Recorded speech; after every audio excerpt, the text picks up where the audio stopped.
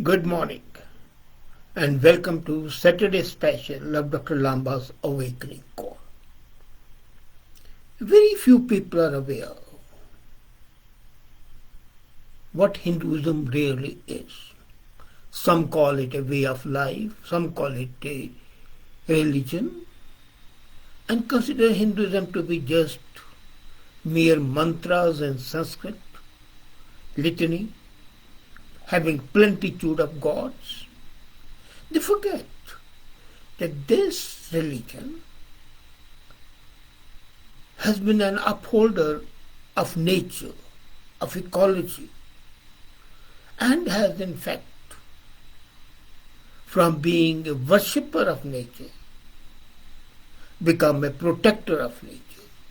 It seems quite paradoxical, but that's a reality. And when people say save Hinduism, that's a bit like saying save nature. The only thing is it's an upside down approach which misses the most basic point. Nature existed before human beings did and will continue to exist. Whatever the global warming may be, whatever the change may be, but nature was, is and shall be there in one form or the other. And same is incidentally true of Hinduism. The idea of awareness in Hindu Vedanta philosophy existed beyond time and space. And there is no question of saving either. Rather, the only thing we have to save is our approach. Hinduism is unique in other religions in its quest to be in harmony with the nature. If you look at the organized religions in the world, barring Sikhism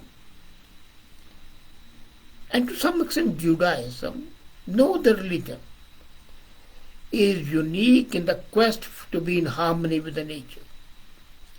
There are many writings on ecology from ancient times that support this claim. And look at it, Hinduism believes that earth is sacred and terms with the Divine Mother. Do you think can you think of any other religion saying so? Of course Guru Nanak said so, but then he was impacted by Hindu philosophy. Mountains, rivers, trees, plants, fruits, and flowers. They are all revered in one form or the other. Rivers are seen as a means of purification, not only as a means of transport. Because of their eternal flow that cleanses continuously, it's a continuous process. Rising of the sun, Surya Namaskar, and evolution of the full moon are all linked with the special prayers. Look at the many Hindu rituals, and they work in consonance with the forces of nature. And the purpose to harness higher energy for the betterment of mankind and the world at large. It seems quite strange that this aspect of Hinduism is ignored and only talks about the gods and goddesses and other talk is given importance. And if you look at the sites which the sages, gods and goddesses are sacred to the Hindus, you would find that there are natural locations. Hinduism is the, I think, sole religion apart from Incas, of course. And I wanted to say that in the beginning, all these big religions, whether it was Incas, whether it was Mexicans, whether it was Hinduism, or even Egyptian, Mesopotamia, they were concerned with nature. However, while other religions have faded into oblivion, nobody talks of them, Hinduism has survived. And this religion believes in the divine nature of the universe, as I said before, and humans, animals, plants, along with everything else in nature, you are a part of it, man is a part of it. And the concept of non-violence also stems from this Hindu philosophy. and not hurting any living being, including trees. If you look at the Indian texts like Mahabharata, Ramayana, Vedas, Upanishads, Bhagavad Gita, Puranas, and Smriti, you would see messages for preservation of environment and maintaining an ecological balance. As a matter of fact, what the scientists talk today of biodiversity has been talked in the Vedas long back. Animals like elephant, horse, cow, bull, boar, tiger, and lion are considered sacred and given an exalted status. And in many cases, they are worshipped along with the many Hindu deities. Can you think of Durga without a lion? Can you think of Ganesha without a mouse? It's not possible. That goes to show the respect and connect that Hinduism encourages with the nature. And this connection is exclusive then. Hindu philosophy and nature are similar in their essence. The vision of oneness, ideas of interconnectedness and intelligence show that these are the principles that go in the universe. We are all connected, not just in an abstract way, but in a real way. You see, what you inhale comes on the plants, and what we exhale goes to them, creating an incredible cycle of life. And the hemoglobin that we derive, in fact, actually comes from the stars that exploded millennia ago. The idea of saving nature presumes that we are outside it. We are not. Or that we can control it. Again, that's mystical. Can anyone prevent the sun from rising or replicate the Lila Chanderi sky that everyone has been posting? No. Can you stop the cells in your body from multiplying every second? No. As a matter of fact, Hinduism is, as I said, in consonance with nature, presents the exact way human beings should be. Another thing, look at that, cremation, the Hindu rituals. The body is cremated and then the ashes are immersed in the holy water. The same rivers that feed and irrigate paddy plants, the same water that cooks our eyes and is used for bathing the dead before the cremation. So from cradle to cremation, Hindus have had a palpable organic connection with the nature. But today, they have to face the reality of environment disaster along with the others. As a matter of fact, the traditional mantras heard among the Hindus, Hinduism is more than a religion, it's a way of life, is very trite. And I'm amazed that even a person like Radha Krishnan said so. The reality is that there is a deep relationship between religion and ingrained social structures and behavioral patterns. The characters featured in the various Puranas or other ancient texts about the Hindu deities are known and loved by the masses. And people never tire of those stories. But do you know that not many Hindu philosophers and communicates the way they value nature and privilege exist, the existence of plant is conveyed to the people. They'll have Surya Namaskar. But after that, the intricacies are missing. Hinduism answered the question about the existence of plants, trees and water long back. The Puranas and the epics like Ramayana and Mahabharata give detailed narrative of the periodic and cyclical destruction of the universe.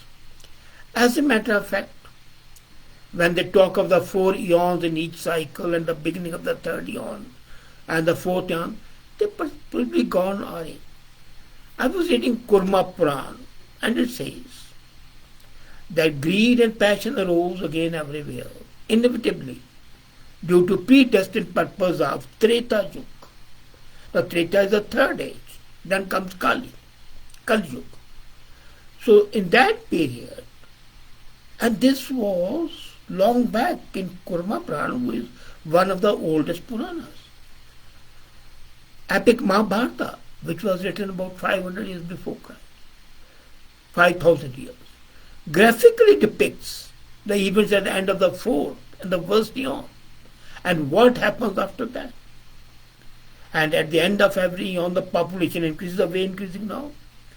The odor becomes a stench, the flavors become putrid, and when the close of the 1,000 years come to life, there befalls a drought for many years that dries most of the creatures, and starvation deaths. Isn't pandemic a thing like that? So we notice immediately that these destructions portrayed as cyclical and periodic. And the first quotation about the third eon about the inevitable, predestined nature of events. One wonders if the human beings are powerless against cosmic configurations. But if you were to take these epics seriously, you would find something very strange. And look at the conservative Hindu almanacs and reckoning. The end of this eon, the fourth, is not expected immediately. And then another thing. The Hindu texts show a close relationship between dharma and ravaging of the earth. Earth, the mother earth. Dharma is DHR, duty, that sustains you. When dharma declines, human beings spoil nature. There is, however, no Hindu text focusing on dharma, and that advises you to be passive and accept the end of life. No. As a matter of fact, a popular blessing, if you have seen, uttered in many Hindu temples and home focuses on human happiness in life. May everyone be happy. May everyone be free of disease. May everyone be noble. May no one suffer from misery. The first important issue to be aware, which people ignore all the time, and the Hindu theologians are no exception. Even Shankaracharya, who was supposed to be great, did not stress this aspect. Maybe they had their own other ideas which were great in their own way. So, you cannot identify one single book, but there are many texts in the Hindu tradition has played a limited role in the history of religion. It was never a dogmatic religion with set parameters like Christianity is, like Islam is, even Judaism. This has been the most Catholic, open, that's why we say accepting religion. Works like Ramayana, Mahabharata and Puranas are influential, philosophical works. But unfortunately, the Upanishads are not well known to the masses, and they are a storehouse of knowledge. Now, notions of dharma communicated through stories of epics and Puranas were routinely told by the families, like, parables and stories and the village elders, like fables. And these narratives shape the notion of morality and acceptable behavior. Can you believe? The belief in biodiversity. When somebody dies and the remembrance takes place, they call it Shraddh. They give food to crows, they give food to the ants, they give food to the cows, and each depicts a different type. But the purpose is, and even snakes are offered, rats, there's a temple, current temple of rats. So all the diverse species are revered in one form or the other. As a matter of fact, there was an exaggerated reliance on the text of the law during colonization time, and the intellectual colonization by the West and the advent of the mass media destroyed the reality of Hinduism. And what we talk today, Now, the resources from which Hindu traditions are drawn in approaching environmental problems are several and diverse. For example, Vedas, which were written thousands of years before Christ, speak extensively about the sanctity of the earth, the rivers, and the mountains. The temples, even, are large economic centers and domains running into millions, and they have had a clout for over a millennium. Devotees, pilgrims, politicians donate liberally to these temples. The narrative, ritual, and philosophical traditions of Hinduism. Now let's come to that. In our most Hindu traditions, earth is revered, she is the mother. Mother Earth, known by her several names, Bhu, Bhumi, Prithvi, Vasundhara, Avni, is considered to be Devi and goddess. She is seen in many temples along with Lord Vishnu in South India and is worshipped as his consort. She is honored and respected. Classical dancers, if you have seen, after pounding on the ground during a concert, touch the earth reverentially to express their esteem for the earth. Can you show me another religion where earth is worshipped like that? The earliest sacred texts, the Vedas, have inspiring hymns, and they are all dedicated, addressed to Mother Earth. And most of these stress the importance of non-violence towards the outculture, which I talked about. Now, Manu has been known for all the wrong reasons. Manu Samriti is derided, denounced, ridiculed. But do you know Manu the lawgiver, what he said about the beginning of the common era? Impure objects like urine, faces, spit, and anything that has these elements, blood and poison, should not be cast into water. Don't spoil the water. We say that the water should be complete. Today we talk of the separation of all the waste, recycling, reutilization. Manu the lawgiver said it long back. We talk of other things, but we don't talk of this thing how he wanted to keep the water clean, because water is essential for livelihood. The ritual and devotional resources. Manu also says, protect the groves of the gardens, as well as the pilgrimage to sacred and pure places. The Puranas and the epics mention specific places in India as holy and charged. And these places were never metros. They were either in the hills, forests, and so on. And if you look at it, you would find that this pilgrimage was in fact a pilgrimage to nature. Manu, for example, again says, the land created by the gods, he is, describing India, that this land was created by the gods, lies between two divine rivers, Saraswati and Drishtavati. Brahmvart, he calls it Brahmvarta. The tract between the two mountains, which extends between the eastern and western oceans, we call it Aryavart. The land where the black antelope naturally roams, one must not to be fit for the performance of sacrifice, is different from the country of the barbarians. So this was a country where deer could roam, black antelopes could be roamed, plants could survive. And later the sacred lands were extended beyond Himalayas and Vindhyas.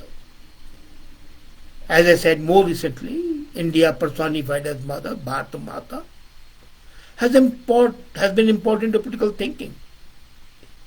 There was a musician in South India, Vishwanathan Shastri, and he composed a song which is popular in South India, but I don't know why in North India it's not there. It is called Victory, Victory to Mother India. Jayati, Jayati, Bharat Mata. We talk of Vande Mataram, which is great by itself, but Jayati, Jayati, Bharat Mata is equally important. India is personified as a compassionate mother Gardens filled with forests, sanctity of death cannot be violated. Now the whole town surrounding any temple is said to be sacred. And that's why we say this is a sacred town. Every tree, every stream near the precincts of temple exudes a sense of sacredness. Bathing in the seas, rivers, streams, ponds is said to grant salvation. That shows our sanctity of the force of nature. Then Hindu traditions portray earth, the universe and nature in different ways. Nature is sacred. This Prakriti, they call it Prakriti, the nature. And it is considered as cosmic matter. And beautifully, they call it divine immanence and as potential power. The 5 elements of nature, earth, water, fire, space and air, they are sacred. The philosophical images of Prakriti are very awe-inspiring. I'll just give you one example. Bhagavad Gita, the vision of the universe as the body of Krishna, incarnation of Vishnu. When the first consequence of this vision is in its narrative context is to convince warrior Arjuna of the supremacy of God. But many theologians, including Ramanujan, in 1020 or so, understood these passages, and he says, Ramanujan, that they depict the correct correlation between the Supreme Being and emphasize the immanence and transcendence of the Supreme Being and the nature. Ramanujan was correct. Now what is this universe? Compound of sentient matter, which is Chit, non-sentient matter, Achit, forms the mortal Sarita of the Vishnu. Just as the human soul, Chit, pervades the non-sentient body, Achit, so does Vishnu pervade all souls. Now if that is there, then God, nature and man, they are in juxtaposition. They are not.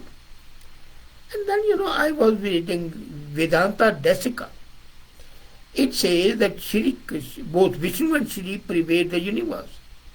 It's important to know of this philosophy. It's not the case that the material universe is female and transcendent. The male and the female deities create and pervade the universe. But the most interesting was when I was reading that, there's a Matsya Puran, which is very instructive. As a matter of fact, all epics like Ramayana and Mahabharata, they encourage the planting of the trees, condemn the destruction of the plants and the forest, and consider trees to be like children. But in Matsya Puran, it's very instructive. The goddess Parvati planted a sapling of Ashoka tree and took good care of it. The divine beings came and sages came to her and told her, "O goddess, almost everyone wants children. When people see their children and grandchildren, they feel they are successful. So what do you achieve by creating and rearing trees like sun?" And now the response of Parvati is very telling. One who digs a well where there is a little water lives in heaven for as many years as there are drops of water in it. One large reservoir of water is worth 10 wells. One sun is like 10 reservoirs, and one tree is equal to 10 suns. Dasu putra samodruma. This is my standard. The words of Parvati are so relevant. We talk of reforestation, we talk of the urban trees, we talk of the greening. All that Parvati had said long back, and you can't deny it. Then Varna Puran goes further, and it says that one who plants 5 mango trees does not go to hell ever. And Vishnu Dharmotya claims that if one who plants a tree will never fall into hell. So, whether it's Varna Puran or Vishnu Dharmotya, so There's a difference. And hell, when they interpret hell as symbolic of the various levels of suffering, Matsya Puran describes that hell is nothing but poking holes in the ozone layer. We talk of the ozone holes today, but Matsya Puran has talked about that. If you have read it in chapter 3, verse 297. And then, it goes on to say that celebration for planting trees is the festival of trees. And we do that. We celebrate our festivals like seasons, Vasant. Is it not a celebration of festival? And then cutting the trees is condemned by all Shastras. Kautilya's Arth Shastra, written 4th century BC. He says there should be fines for the people who cut trees, groves and forests. And let me tell you from Arth Shastra. Anybody who cuts a tender sprout of the fruit tree, flower tree or shady tree should have a fine of 6 panas. Cutting off the minor branch of the same tree, 12 panas. Cutting off the big branches, 24 panas. Cutting of the trunk of the same tree shall be punished with a fine of 96 panas, and felling of that tree with a fine of 500 panas. For similar offences committed in connection with the trees, which mark boundaries and the worship, double the fine shall be levied. So this is what is there in Arthashastra, and we talk Arthashastra only as a book of economics. Looking at it, we find that the Hindu philosophy, as a matter of fact, is the ultimate philosophy. And trees, as we're talking to, every temple in South India is dedicated to God, Shiva. And then we worship trees, people, Baal and others. Can you think of that? That being so, the interconnectivity between trees and human beings, between rivers and human beings, between earth and human beings is so well connected that Hinduism seems to be a Bible for ecology protection, for environmental protection. And the beauty is that our rivers also we consider to be the mothers, like rivers are perceived to be nurturing and sometimes judgmental mothers, feeding, nourishing children. In Tamil Nadu, for example, Kaveri Amma, Mother Kaveri, is seen as a devotee of consort of Lord Vishnu. In the pre-8th century Vishnu temple at Tiruchiri, we see how Kaveri is worshipped. And I have heard the residents saying that when the floods come, she is pregnant. What a imagery! But women and ecology is something which is not even thought today as well. But it makes sense as a matter of fact. That being so, I don't think that any other philosophy, school of philosophy, any other organized religion has contributed to the environmental protection and celebration of environment, of biodiversity, and of nature as Hinduism has done. And it would not be wrong to say that Hinduism is, in fact, really pantheism. Unfortunately, Hindus are not propagating that aspect. That perspective is promoted would make Hinduism accepted globally as a leading soul savior of the mankind. And that is what is required. Thank you.